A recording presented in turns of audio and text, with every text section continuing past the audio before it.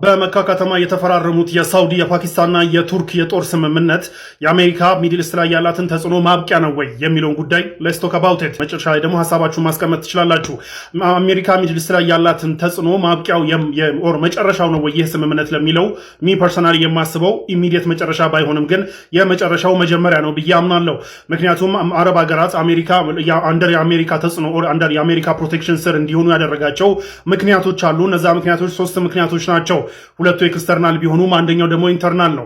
የመጀመሪያው ምክንያት እስራኤል የምትባለው ሀገር ነች።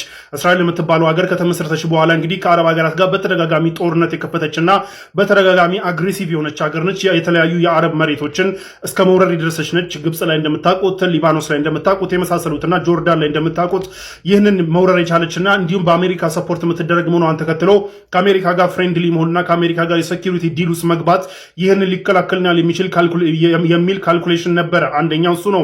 ሁለተኛው ኤክስተርናል ትሬት የነበረው ደግሞ የኢራን ትሬት ነው። ኢራን እንደምታውቁት አያቶላ ኮሚኒ ገልብጦ ከስልጣን ከያዘው ሻውን ገልብጦ በሪቮሉሽን ስልጣን ከያዘ ጊዜ ጀምሮ የኢራንን አዲሱን ኢስላሚክ ሪፐብሊክ መንግስት እንደ ስጋት ያዩት ነበረ። በተለይ የሱኒው ዓለም የሱኒው የአረብ ሀገራት እንደ ስጋት ያዩት ነበረ። ያንን ስጋት መጀመሪያ ለመመከት ሞክሮ የነበረው በሳዳም ሁሴን በኩል ነው። ሳዳም ሁሴን ከኢራን ጋር ለ8 ዓመት ውጊያ እንዲዋጋ ፈንድ ሲያደርጉት የነበሩት ሳውዲና ኩዌት የመሳሰሉ የሚድል ኢስት ሀገራት ናቸው። ምክንያቱም የኢራንን ትሬት እንዲያዳክምላቸው። ነገር ግን ከ8 ዓመት ውጊያ በኋላ ማንንም ሳያሸንፍ ቦርደር እንኳን ምንም ያህል ሳይገፋፉ ጦርነቱ ቆሟል። ጦርነቱ ከቆመ በኋላ እንግዲህ የኢራን ስጋት የመጀመሪያው ስጋት የኢራን ቢሆን ሁለተኛው ስጋት የኢራን ቢሆንም ይህ ጦርነት ከቆመ በኋላ ሶስተኛው ኢንተርናል ያልኳችሁ ወር የውስጥ ስጋት ያልኳችሁ ጀምሯል። እሱ ምንድነው? የሰዳም ሁሴን የሚድል ኢስት ሀገራትን መውረር መጥቷል ማለት ነው። እነዚህ የሚድል ኢስት ሀገራት እንግዲህ ሰዳም ሁሴን እንደምታውቁት ኩዌትን ወሮ ከያዘ በኋላ ሳውዲንም ማስፈራራቱን ተከትሎ የአሜሪካ ሰራዊት ወደ ሚድል ኢስት እንዲገባ ሆኗል። እነዚህ ሶስት ምክንያቶች ናቸው። አንደኛው የእስራኤል ትሬት፣ ሁለተኛው የኢራን ትሬት፣ ሶስተኛው ደግሞ የእርስ በእርስ አለመተማመናቸውና እርስ በርስ ለመወራረር መሞከራቸው ነው። እነዚህን ሶስት ትሬቶች እንግዲህ ሰላም ያስከብርናል፣ በሰላም እንድኖር ከፍርሃት ሰግተን እንድኖር ያደርገናል የሚል ሐሳብ ወር ካልኩሌት ያደረጉት የአሜሪካን ሰራዊት በየሀገራቸው ቤዝ በመስጠት ራሳቸውን ፕሮቴክት ማድረግ ነው። አሜሪካ አንድ ሀገር ውስጥ ቤዝ ካላት ያንን አገር ፕሮቴክት የማድረግ ውል ትገባለች። ስለዚህ የአገር በማንኛውም ኤክስተርናልም ሆነ ኢንተርናል ትሬት አይወረርም ማለት ነው። ስለዚህ በዚህ ካልኩሌሽን ነበር የገቡት መጀመሪያ ላይ። አሁን ግን ጊዜያቶች እየገፉ ከመጡ በኋላ እንዲሁም ላለፉት ረጅም 10 ዓመታት አንደር አሜሪካ ፕሮቴክሽን የነበሩት እነዚህ ሀገራቶች የፈሩት ስጋት ኦር የሰጉት ስጋት በአሜሪካ በኩል ፕሮቴክት የሚደረግ እንዳልሆነ በቅርብ ጊዜ ወዲህ እያዩት መጥተዋል። የመጀመሪያዋ እስራኤል እንደምታውቁት እስራኤል ጋዛ ላይ የፈጸመችውን ያንን የመሰለ ዓለም በሙሉ አንቅሮ የጠፋውን ወንጀል ስትፈጽም በአሜሪካ በኩል ምንም አይነት ነገር ሊደረግ አለመቻሉና ጋዛ ላይ ያሉ የአረብ መሬቶች የአረብ ህዝብ እንዲሁም ደግሞ ጋዛ ብቻ ሳይሆን ሊባኖስም ላይ እንደዚህ አይነት ጥቃቶች ሲፈጸሙ አሜሪካ በምንም መልኩ ፕሮቴክት ማድረግ አይደለም እየደገፈች መምጣቷን ተከትሎ በአሜሪካ መተማመን እንዲሁም ደግሞ በኢንተርናሽናል ህግ ምናምን በሚለው ነገር መተማመን እንደማያዋጣው አውቀውታል። ስለዚህ የመጀመሪያው ትሬት አሜሪካ ፕሮቴክት ታደርገናለች የሚለውን ያው እንደማያዋጣ ይተውታል።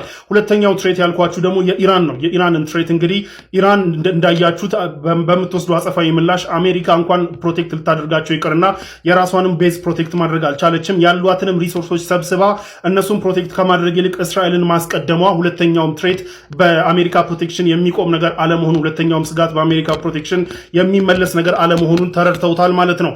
ይህንን ተከትሎ እንግዲህ በአሜሪካ መተማመን እንደማያዋጣ የተረዱት እነዚህ የሚድል ኢስት ሀገራት ራሳቸውን በራሳቸው ፕሮቴክት የሚያደርጉበት ኮሊሽን ኦር ትብብር መፍጠር ግዴታ ሆኗል። ይህንን ተከትሎ እንግዲህ ትናንት ያያችሁት የመካ አግሪመንት በመካ አግሪመንት መሰረት ሳውዲ አሬቢያ ፓኪስታንን የሙስሊሙ ዓለም ኒውክሌር ታጣቂና እጅግ በጣም ጠንካራ የስለላ እንዲሁም የሰራዊት አባል የጦር ጠንካራ የሚባል ጦር ያላትን ፓኪስታንን እንዲሁም ደግሞ በሚሊተሪ ማኑፋክቸሪንግ እጅግ በጣም የጣሰችውና እንዲሁም በጣም ጠንካራ ሚሊተሪ ያላት የኔቶ ሁለተኛ አባል የሆነችውን ተርኪን አምጥታ እንግዲህ መካ ላይ የሳውዲ አሬቢያ የዓለምን ኢኮኖሚ በተለይ በነዳጅ ጉዳይ እንደ ልቧ ማኑፕሌት ማድረግ የምትችልና እንዲሁም ከፍተኛ ኢኮኖሚ አቅም የገንዘብ አቅም ያላት ሳውዲ አሬቢያ እነዚህ ሶስት ሀገራት ይህንን ስምምነት ፈርመዋል። አታኮን ዋን ይዘን አታኮን ኦል ብለው ይህ ስምምነት በዚህ ስምምነት መሰረት እንግዲህ እነሱ የሚመሰርቱት የጦር ስምምነት ይህ ልክ እንደ ኔቶ አይነት የጦር ስምምነት ፕሮቴክት እንደሚያደርጋቸውና ራሳቸውን በራሳቸው እንጂ በአሜሪካ መተማመን እንደማያዋጣና ቅድሚያ እንደማትሰጣቸው መረዳታቸውን የሚያሳይ ነው። ከዚህ በኋላ በአሜሪካ ላይ መተማመን ሳይሆን በራሳቸው በመተማመን የራሳቸውን ኮalition በመፍጠር ራሳቸውን ፕሮቴክት ለማድረግ እየሰሩ ነው። በቅርቡ ደግሞ ግብጽ እንደምትቀላቀላቸውም የቱርክ ፎሬን ሚኒስትር ሀካም ፊዳን ጥቆማ ሰጥተዋል። ግብጽ መግባቱ አይቀርም። ስለዚህ ሚድል ኢስት ላይ ከዚህ በፊት የነበረው በአሜሪካ ፕሮቴክሽን አንደር አሜሪካ ፕሮቴክሽን ሆነን በሰላም እንኖራለን የሚለው ግምት መንኮታኮቱን ተከትሎ እንግዲህ የራሳቸውን አላያንስ እየፈጠሩ ነው። ስለዚህ በአሜሪካ ላይ ዲፔንደንት አለመሆናቸው ከዚህ በኋላ ከጊዜያት እየገፉ በመጡ ቁጥር አሜሪካን የማይፈልጉበት ሁኔታ ላይ ደርሶ የሚችሉ መሆኑን ተከትሎ በረጅም ጊዜ የሚወድቅ የአሜሪካ ኢንፍሉዌንስ ሚድል ኢስት ውስጥ ያለውን ኢንፍሉዌንሷን በረጅም ጊዜ ውስጥ የሚጥለው መሆኑ የሚጠበቅ ነው የሚሆነው። ስለዚህ አሁን ኢሚዲየትሊ የሚያበቃ ባይሆንም በረጅም ጊዜ ግን እያበቃ እየተንኮታኮተ እንደሚሄድ ግን ግልጽ ሆኗል ማለት ነው። የአሜሪካው ቶፕ ጀነራል የሆኑት ጀነራል ዳን ኬን ለዶናልድ ትራምፕ ከኢራን ጋር ጦርነት በቃን፣ ከአቅማችን በላይ ነው፣ ስለዚህ ሌላ መፍትሄ ይፈልጉ የሚል ሪፖርት ማቅረባቸው እየተነገረ ነው። በሪፖርታቸውም ክቡር ፕሬዝዳንት ሆይ የአሜሪካ ሰራዊት የቻለውን በሙሉ አድርጓል፣ አየር ኃይላችንም የቻለውን በሙሉ አድርጓል፣ ግን ሊሚት አለን፣ ምንድነው የሰው ልጆች ነን፣ ገደብ አለን፣ ከአቅማችን በላይ ነውና ሌላ ፖለቲካል የሆነ መፍትሄ ይፈልጉ የሚል ሪፖርት ማቅረባቸው ታውቋል። ጀነራል ዳን ኬን እንግዲህ ቼርማን ኦፍ ጆይንት ቺፍ ኦፍ ስታፍስ ናቸው።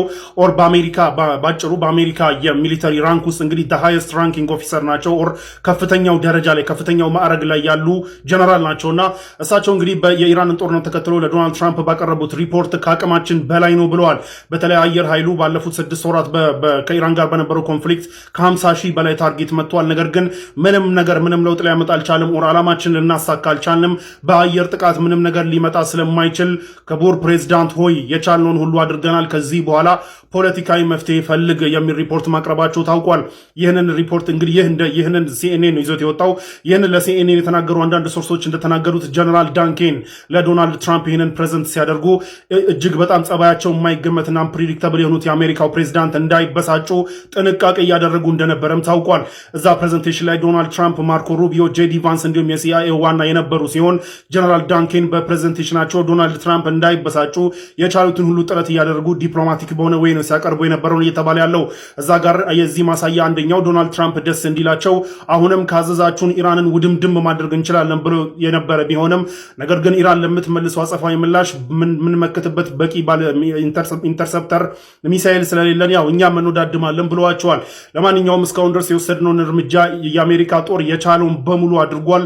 ምንም አይነት ለውጥ ሊያመጣ ስላልቻለ ፖለቲካል መፍትሄ ፈልጉ የሚል ፋይናል ሪፖርት ለክቡር ፕሬዚዳንት ዶናልድ ትራምፕ አቅርበዋል ማለት ነው። ጀነራል ዳን ኬን ይህ ጦርነት ሳይጀመር በፊት ገና ፕላን እየተደረገ ባለበት ሰዓት ይህ እንደሚመጣ አስቀድመው ተናግረው ነበረ። በተለይ በቂ የኢራን ሚሳኤል መመከሻ ኢንተርሰፕተር ሚሳኤል የለንም፣ ስለዚህ በቂ ሚሳኤል የለንም፣ ይህ ጦርነት ባይገባ ብለው አድቫይስ አድርገው ነበረ። መጀመሪያ ምክር የማይሰሙት ዶናልድ ትራምፕ ልክ እንደ ከዚህ በፊት እንደነገርኳቸው በቀላሉ በሳምንታት ኢራንን እንጥላለን ብለው ገብተውበት የነበረው ጦርነት ይኸው 6 ወር መሙላቱን ተከትሎ ጀነራል ዳን ኬን አሁንም ከአቅማችን በላይ ነው እና ክቡር ፕሬዝዳንት ሌላ መፍትሄ ፈልጉ ብለው ፋይናል ሪፖርታቸውን ማቅረባቸው ታውቋል። ይህንን ተከትሎ ዶናልድ ትራምፕ መዛታቸውን ትተው ነገራቶችን ለማረጋጋት እየሞከሩ ያለ ሲሆን ኢራን ደግሞ በአጸፋው ዶናልድ ትራምፕን ኦር አሜሪካን በጦሩም ሆነ በድርድሩ ባገለለ መልኩ ከኦማን ጋር ሁርሙዝ ሰርጥን ለመክፈት ድርድሯን ፋይናላይዝ እየደረገች እንደሆነ እየተነገረን ያለው ምናልባትም በመጪው ጥቂት ቀናቶች ውስጥ ስምምነት ላይ ተደርሶ ሁርሙዝ ሰርጥ ይከፈታል፣ በኦማንና በኢራን ኮኦርዲኔሽን ይከፈታል ተብሎ ይጠበቃል። እዚህ ሁርሙዝ ሰርጥ ላይ አሜሪካ ምንም አይነት የሚያገባት ነገር የለም ተብላ በጦሩ በድርድሩ መገለሏ ታውቋል ማለት ነው። ለማንኛውም ጀነራል ዳን ኬን ከአቅማችን በላይ ነውና ክቡር ፕሬዝዳንት ሌላ መፍትሄ ይፈልጉ ብለው ፋይናል ሪፖርታቸውን አቅርበዋል ማለት ነው። ጋሼ እኮ ሽንፈታቸውን አመኑ። እኔ አሁን ትራምፕ የምር እያሳዘኑኝ ነው። ጀርባቸው እንዲፓት እያደረኩ በቃ ይዞት ነው ያጋጥማል ጋሼ ምናምን ብላቸው አሁን በዚህ እድሜያቸው ስትረስ ጥሩ አይደለም። ለማንኛውም ዶናልድ ትራምፕ ኢራን ወጥራ ይዛቸዋለች። አሁንም እንደምታውቁት ይህ ጦርነት ሲጀምር ዶናልድ ትራምፕ የኢራን መንግስት እገለብጣለሁ ብሎ ሲፎክሩ ነበር። ወፍ የሚገለበጥ ነገር የለም። ከዛ ትንሽ ቆይተው ደግሞ ያው ቤዞቻቸው በተደበደቡ ቁጥር እሳቸውም ድንፋታቸው እየቀነሰ መንግስት እገለብጣለሁ ያሉትን ትተውት ያለውን መንግስት ቢሆን ብቻ አንኮንዲሽናሊ ሰሬንደር አድርጎ አሉ። ያለምንም ቅድመ ሁኔታ እጅ እስኪሰጡ ድረስ አናቁምም አሉ። ሲታይ ወፍ ቤዛቸው ይደበደባል እንጂ እጅ የሚሰጥ የለም። ከዛ በኋላ ደግሞ እሷንም ፉከራ ወረድ ያደረጉትና ያብላላችሁትን ዩሬኒየም አሳልፋችሁ እስክትሰጡኝ ድረስ ወር ከሀገራችሁ እስክታስወጡ ድረስ አላቆምም አሉ። አሁንም ወፍ የሚቆም ነገር የለም። የሚወጣ ኒውክለርም የለም። ቤዛቸው ከመደብደብም ወደኋላ አይልም። ይህንን ተከትሎ ዶናልድ ትራምፕ በየጊዜው ድንፋታቸው እየቀነሰ መጥቶ መጨረሻ ላይ እንግዲህ የአሜሪካ ቶፕ ጀነራል ትናንትና እንደነገርኳቸው ጀነራል ዳን ኬን የአሜሪካ ጦር የቻለውን በሙሉ አድርጓል፣ ከዚህ በኋላ ምንም ለውጥ ሊያመጣ አይችልም፣ ምንም ማድረግ አይችልምና እንደገባህበት መውጫ ፈልግ ብሏቸዋል። ትናንትና ነግራችሁ ነበር። ይህንን ቪዲዮ ከዚህ ቪዲዮ በፊት ባለው ላይ ማየት ትችላላችሁ ያላያችሁት። እንደገባህበት መውጫ ፈልግ ብሏቸዋል ጀነራል ዳን ኬን። ጀነራል ዳን ኬን መጀመሪያም ጦርነቱ ሳይጀመር በፊት ተው እንዳትገባ ሲለው ነበር። አሁን ያው እንደገባበት መውጫ አንፈልገ የአሜሪካ ጦር የቻለውን ሁሉ አድርጓል፣ ከዚህ በኋላ ምንም ሊያደርግ አይችልም ብሏቸዋል። ይህንን ተከትሎ ዶናልድ ትራምፕ መውጫ ያሉትን የሆነች ነገር ይዘው መጥተዋል። ይኸውላችሁ ዶናልድ ትራምፕ ሚድተርም ኢሌክሽን መጥቶባቸዋል። ይህንን ሚድተርም ኢሌክሽን ኖቬምበር ላይ ከተሸነፉ የቀራቸውን 2 ዓመት የስልጣን ጊዜ ፑፔት አሻንጉሊት ሆኖ ነው የሚቀጥሉት። ህግ ሁሉ ማውጣት አይችሉም እና ይህንን ደግሞ በዚህ ፌስ ከቀጠለ እንደሚሸነፉ ግልጽ ነው። ስለዚህ ይህንን ጦርነት ማቆም ይፈልጋሉ፣ ኢሚዲየትሊ ማቆም ይፈልጋሉ። ይህንን ደግሞ ለማቆም የምታቆመው አሸንፍ ያለው የሚል ኢሜጅ ፈጥረህ ነው እንጂ ተሸንፍ ያለው የሚል ኢሜጅ ማከፈጠር የባሰ ትሸነፋለህ። ምርጫ አሸንፍ ያለው የሚል ኢሜጅ ለመፍጠር ግን የሞከሩት ምንድነው? መንግስትም ስላልጣሉ፣ ኒውክሌርም ስላላሸነፉ፣ ጦርነቱንም ስላላሸነፉ፣ ምንም ስላላደረጉ ሁርሙዝ ብቻ ይከፈትልን፣ ሁርሙዝ ከተከፈተ እኛ ማርኬቲንጉን እንሰራለን ነው የዶናልድ ትራምፕ እና ዙሪያቸው ያሉ ሰዎች ሀሳብ።